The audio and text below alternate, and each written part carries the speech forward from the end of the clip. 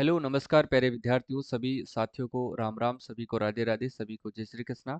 और आज की साथियों अपनी तीसरी क्लास है साइंस की। ठीक है, दो क्लासें ऑलरेडी आ चुकी है। जिन्होंने नहीं देखा है वो प्लेलिस्ट में जाकर के देख सकते हैं। पशु परिचर के नाम से प्लेलिस्ट बनी हुई है, वहां पर सारी साइंस की क्लासें आपको मिल जाएगी। ठीक है, और ये एग्जाम की अप्रोच के अनुसार ही अकॉर्डिंग टू आपके सिलेबस ही मैं आपकी क्लासें ले रहा हूँ। सारे के सारे प्रश्न इंपॉर्टेंट है और सिलेक्टेड है, जो कि विगत परीक्षाओं में भी पूछे गए हैं साथियों। ठीक है, क्योंकि पशु परिचर साथियों इसका जो लेवल है वो इतना ही है कि यहाँ से प्रश्न बाहर नहीं जाएगा। इससे ज़्यादा लेवल है भी नहीं इसका। ठीक है, सेकेंडरी लेवल है, तो उसी प्रकार से आपको पढ़ना है, ज़्यादा डीपली आपको नहीं जाना है। ये सारी क्लासें आपको एक बार देख लोगे तो साइंस के प्रश्न आपका गलत होने वाला नहीं है। ठीक है, तो शुरुआत करते हैं पहले प्रश्न से। देखिएगा, हार्मोन उत्पादन से संबंधित एक फलन है। हार्मोन उत्पादन से संबंधित एक फलन है, वो कौन सा है? देखिएगा, पॉन्स, मज्जा, समुद्री घोड़ा या फिर हाइपोथैलेमस। तो ध्यान रखना है, इसका सही आंसर होगा ऑप्शन नंबर डी, यानी कि हाइपोथैलेमस। ठीक है, क्लास साथियों बिल्कुल 15 या 20 मिनट की रहने वाली, ज्यादा नहीं है। 30 प्रश्नों के ऊपर चर्चा करेंगे। ठीक है, चलो। रुधिर में उपस्थित प्रतिस्कंदक जो कि प्रोथ्रोम्बिन में जो है सक्रियण को रोकता है। देखिएगा, रुधिर में उपस्थित प्रतिस्कंदक जो कि साथियों प्रोथ्रोम्बिन में सक्रियण को रोकता है, वो कौन रोकता है? तो ध्यान रखना साथियों, इसमें जो रोकने वाला वो है हिपेरिन। कौन रोकता है साथियों? हिपेरिन इसमें रोकता है। ठीक है, ये ध्यान रखना है। देखिएगा, श्वेताणु जिसमें साथियों सेम के बीज की आकृति का बड़ा केंद्र होता है, यानी कि सेम के बीज की जैसी आकृति का एक बड़ा केंद्र होता है, जो कि भक्षणकारी होते हैं, वह क्या होते हैं? तो देखिएगा साथियों, इसका सही आंसर होगा एक केंद्रकाणु, यानी कि मोनोसाइट होते हैं। किसके बराबर होते हैं ये? एक सेम के बीज की आकृति के बराबर होते हैं, जो एक बड़ा केंद्र होता है तथा ये भक्षणकारी भी होता है। ठीक है, ये आपको ध्यान रखना है, डी वाला इसमें सही आंसर होगा। ठीक है, सामान्यतः रक्त में श्वेत रक्त कणिकाओं की संख्या साथियों लाल रुधिर कणिकाओं की तुलना में ज्यादा होती है, कम होती है, बराबर होती है, या फिर जब तब बदलता रहता है? ठीक है, लाल रुधिर है यहाँ पर, लाला नहीं है। ठीक है, ध्यान रखना है थोड़ा सा। तो साथियों, जो ये कणिकाएं होती हैं, ये लाल रुधिर कणिकाओं की तुलना में जो श्वेत रक्त कणिकाएं होती हैं, ये कम होती है। ठीक है, ये ध्यान रख लेना, यानी कि श्वेत रक्त कणिकाओं की संख्या जो है लाल रुधिर कणिकाओं की तुलना में कम होती है। ठीक है, ये आपको ध्यान रखना है, इंपॉर्टेंट क्वेश्चन है।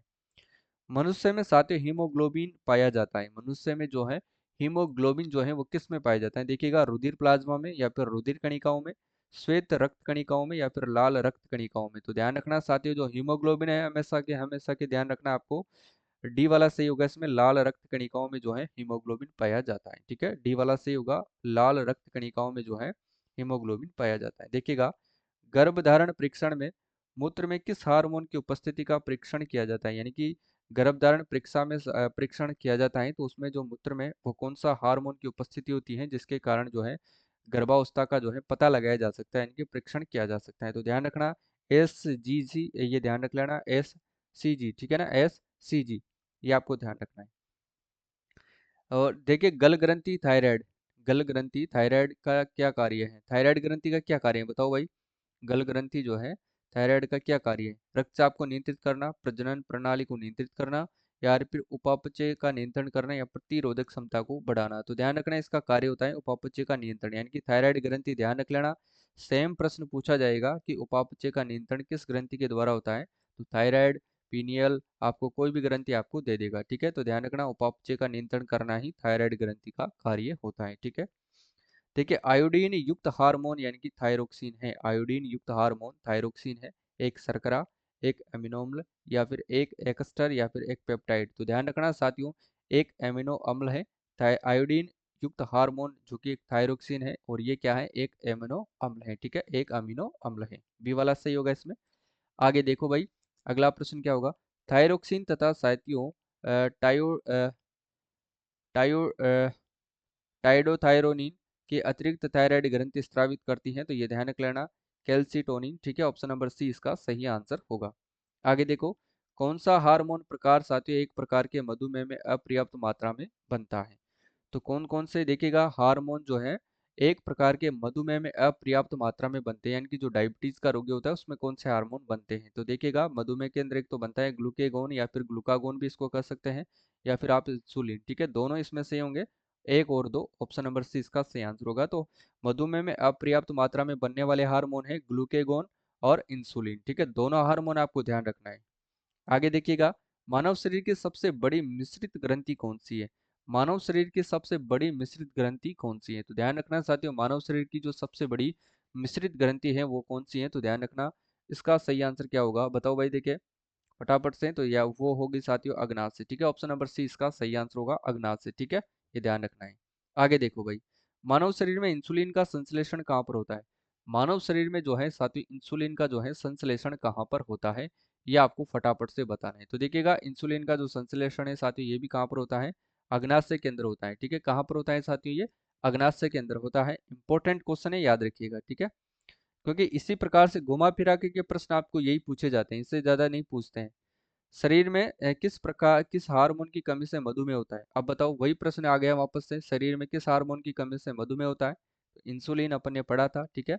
ग्लूकागोन और इंसुलिन, इन मात्राओं का अपर्याप्त मात्राओं में ये जो मधुमेह के अंदर पाया जाता है, ठीक है। यदि शर्करा यदि रक्त में शर्करा का स्तर बढ़ जाता है तो किस हार्मोन का स्राव होता है? फिर वही प्रश्न आ गया, बस लैंग्वेज इन्होंने चेंज कर दी है कि यदि रक्त में साथियों शर्करा का स्तर बढ़ जाता है, यानी कि शर्करा की मात्रा बढ़ जाती है, तो उसके अंदर जो है किस हार्मोन का स्रावण होता है, ठीक है। तो वो कौन सा हार्मोन है? इंसुलिन हार्मोन है, ठीक है। तो सी वाला सही होगा इसमें। यानी कि अपना जो ब्लड होता है साथियों उसमें शक्कर की मात्रा यानी कि शर्करा की मात्रा, ग्लूकोज की मात्रा बढ़ जाने के कारण डायबिटीज होता है। तो उसका जो है वो किस हार्मोन का स्रावण करता है? तो वो इंसुलिन का स्रावण करता है, ठीक है। जब डायबिटीज ज़्यादा ही बढ़ जाती है तो फिर लोगों को साथियों इंसुलिन के इंजेक्शन भी लेने पड़ते हैं, तब जाकर के वो कंट्रोल होता है, ठीक है। देखो, संपूर्ण रुधिर है, संपूर्ण रुधिर क्या है? तो ध्यान रखना साथियों, संपूर्ण रुधिर सीरम व कणिकाएं हैं, या फिर सीरम व प्लेटलेट्स हैं, या फिर प्लाज्मा व कणिकाएं हैं, या प्लाज्मा व प्लेटलेट्स हैं। तो इसका सही आंसर क्या होगा? प्लाज्मा व कणिकाएं। ऑप्शन नंबर सी सही होगा, प्लाज्मा व कणिकाएं, ठीक है ना। ये ध्यान रखना है आपको। देखिए, एक मधुमेह रोगी में किसके द्वारा शर्करा की जांच की जा सकती है? बताओ भाई। एक मधुमेह, जब यानी कि कोई भी डायबिटीज रोगी होता है, आप सभी जानते होंगे, आपके आसपास रहते भी होंगे, कि शर्करा की जांच जो है वो किसके द्वारा की जाती है? तो ध्यान रखना, इसमें जो शर्करा की जांच की जाती है बेनेडिक्ट टेस्ट के द्वारा की जाती है ना। डी वाला से होगा, बेनेडिक्ट टेस्ट के द्वारा, ठीक है ना। ऑप्शन नंबर डी सही आंसर है। पीनियल ग्रंथि कहाँ पर स्थित होती है? पीनियल ग्रंथि आप सभी को पता होना चाहिए। पीनियल ग्रंथि गुर्दे में नहीं होती है, यकृत में भी नहीं होती, गर्भाशय में तो होती ही नहीं है। तो ये केवल और केवल मस्तिष्क में होती है। ऑप्शन नंबर सी सही आंसर होगा, ठीक है। पीनियल ग्रंथि मस्तिष्क में होती है। एड्रिनल ग्रंथि के लिए सत्य कथन आपको बताना है। तो देखिएगा, एड्रिनल ग्रंथि के लिए जो सत्य कथन है साथियों, इसको अपन कहते हैं 4S ग्रंथि कहते हैं, ठीक है ना। ऑप्शन नंबर ए सही आंसर होगा, 4S ग्रंथि, ठीक है। ये आपको ध्यान रखना है। आगे देखो भाई, नेक्स्ट क्वेश्चन क्या होगा? देखिएगा साथियों, निम्नलिखित में से किस एंजाइम को आणविक कैंची कहा जाता है? एंजाइम नहीं है यहाँ पर, एंजाइम है, ध्यान रखना साथियों। किस एंजाइम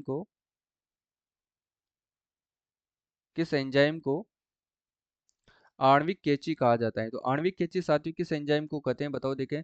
यानी कि इसको कहते हैं रेस्ट्रिक्शन एंडोन्यूक्लियेज को कहते हैं, ठीक है ना। रेस्ट्रिक्शन एंडोन्यूक्लियेज को जो है आणविक कैंची कहा जाता है। रेस्ट्रिक्शन एंडोन्यूक्लियेज को आणविक कैंची कहा जाता है, ठीक है।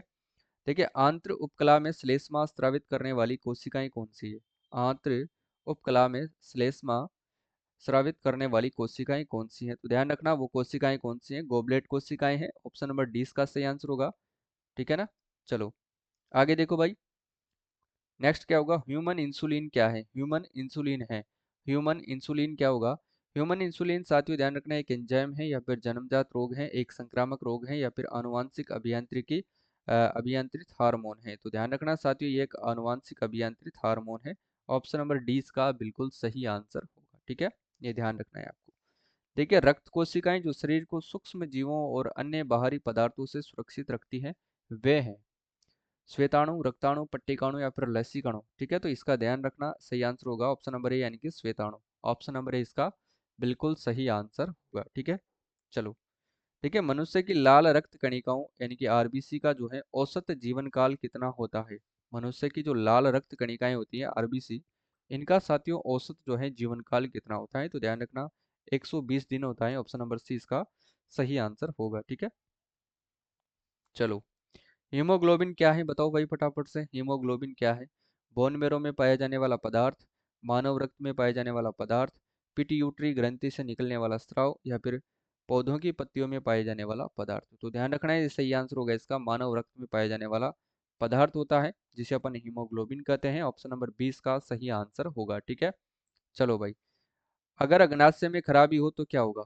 अगर अग्नाशय में साथियों खराबी होगी तो फिर क्या होगा, रक्तचाप बढ़ जाएगा, या फिर रक्त का निर्माण बंद हो जाएगा, या फिर पाचन क्रिया ठीक नहीं होगी, या फिर इंसुलिन या ग्लूकोन नहीं बनेंगे। तो डी वाला सही होगा, क्योंकि साथियों अग्नाशय क्या करता है, इंसुलिन और ग्लूकागोन को ही रिलीज करता है, ध्यान रख लेना, इसको स्रावित करता है, रिलीज करता है, ठीक है। तो ये दोनों जो बनना है वो बंद हो जाएंगे, इंसुलिन और ग्लूकागोन, ठीक है। डी वाला इसमें सही आंसर होगा। आगे देखो भाई, अग्नाशय किसे स्रावित करता है, ये फिर अपन बात आ गई। अग्नाशय किनको रिलीज करता है, तो ये इंसुलिन को रिलीज करता है, ऑप्शन नंबर बी सही आंसर होगा। इंसुलिन हार्मोन का स्रावण करते हैं, इंसुलिन हार्मोन का स्रावण करते हैं अग्नाशय की अल्फा कोशिकाएं, लैंगरेंस की द्वीपिकाओं की बीटा कोशिकाएं, तो ध्यान रखना इसका सही आंसर होगा ऑप्शन नंबर डी। लैंगरहेंस की द्वीपिकाओं की बीटा कोशिकाएं जो है साथियों इंसुलिन का क्या करती है, स्रावण करती हैं, ठीक है ना। ऑप्शन नंबर डी इसका बिल्कुल सही आंसर होगा। इसके बाद देखो भाई, नेक्स्ट क्वेश्चन क्या होगा, निम्न में से कौन सी ग्रंथि सबसे बड़ी ग्रंथि है, बताओ कौन सी ग्रंथि है जो सबसे बड़ी ग्रंथि है। तो ध्यान रख लेना साथियों, यकृत जिसे अपन लीवर भी कहते हैं और जिगर भी कहते हैं, ठीक है। तो बी वाला इसमें सही आंसर होगा, ठीक है ना, ये ध्यान रखना है आपको। देखिए, भोजन में आयोडीन की कमी से रोग होता है, भोजन में जो है आयोडीन की कमी से कौन सा रोग होता है, तो देखिएगा गलगंड और घेंगा रोग होता है, ध्यान रख लेना साथियों, ऑप्शन नंबर डी इसका सही आंसर होगा, ठीक है ना। और इसकी कमी के कारण साथियों जो अपनी थायराइड ग्रंथि होती है उसमें जो है वृद्धि हो जाती है, वो बढ़ जाती है, गले में सूजन आ जाती है, उसके कारण जो है गलगंड यानी घेंगा रोग हो जाता है, ठीक है। देखिए, थायराइड ग्रंथि का जो विस्तार है इसकी कमी के कारण होता है, थायराइड ग्रंथि का विस्तार किसकी कमी के कारण होता है, तो इसका विस्तार होता है आयोडीन की कमी के कारण, ऑप्शन नंबर सी इसका सही आंसर होगा, ठीक है। तो आज के ये थे साथियों 30 प्रश्न जिनको अपन ने लगभग 12 मिनट में कंप्लीट कर लिया है। अब विशेष जानकारी ये है कि एक तो साथियों जिन्होंने करंट अफेयर्स वाला कोर्स नहीं लिया है वो जरूर ले ले, क्योंकि पशु परिचर में साथियों करंट अफेयर्स आपके जरूर आपसे एग्जाम में पूछी जाती है, ठीक है। 2024 वाला कोर्स लॉन्च हो चुका है, उसकी जो है साथियों प्राइस मात्र और मात्र कितनी है, ₹1 है, 111 है, जिसमें आपको डेली टेस्ट, डेली नहीं मिलते, वीकली टेस्ट और मंथली टेस्ट, डेली आपको पीडीएफ मिल जाएगी, प्रिंटेबल पीडीएफ जिसको आप प्रिंट निकलवा करके पढ़ लेंगे, वो मंथली पीडीएफ आपको मिल जाएगी, ठीक है ना। डेली पीडीएफ भी मैं डाल दूंगा, वीकली भी डाल दूंगा, जिसे आप डेली रिवीजन कर सकते हैं, टेस्ट आपको मिल ही रहे हैं। वीडियो कोर्स मंथली कोर्स आप जो है मंथली वीडियो यानी कि पूरे मंथ का जब करंट अफेयर्स होगा जिसका अपन रिवीजन करेंगे, वो वीडियो आपको बिल्कुल फ्री मिलेंगे ऐप के अंदर, ठीक है। तो ये ध्यान रखना है। और जो आने वाला इकोनॉमिक सर्वे है साथियों, क्योंकि एग्जाम के लिए इम्पोर्टेंट है, तो उसकी एक तो आपको हैंड रिटन नोट्स मिल जाएंगे, ये ध्यान रखना है, और उसके जो है टॉपिक वाइज आपको टेस्ट भी मिल जाएंगे, तो ये भी आपको ध्यान रखना है। तो ₹111 में ये सब मिलेगा, और 30 आपको राजस्थान जीके के टेस्ट फ्री मिल रहे हैं इसी के अंदर, 30 राजस्थान जीके के जो है साथियों टेस्ट इसमें बिल्कुल फ्री मिल रहे हैं। तो पशु परिचर के लिए तो इतना काफ़ी है।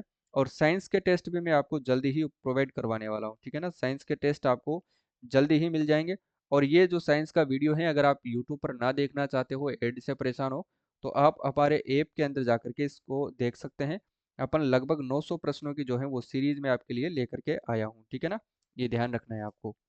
और आज के लिए बस इतना ही साथियों, मिलते हैं कल वाली क्लास में, तब तक के लिए आप सभी साथियों को जय हिंद, जय भारत, और शाम को 8 बजे राजस्थान करंट अफेयर्स वाली क्लास में जुड़ना ना भूलें, ठीक है।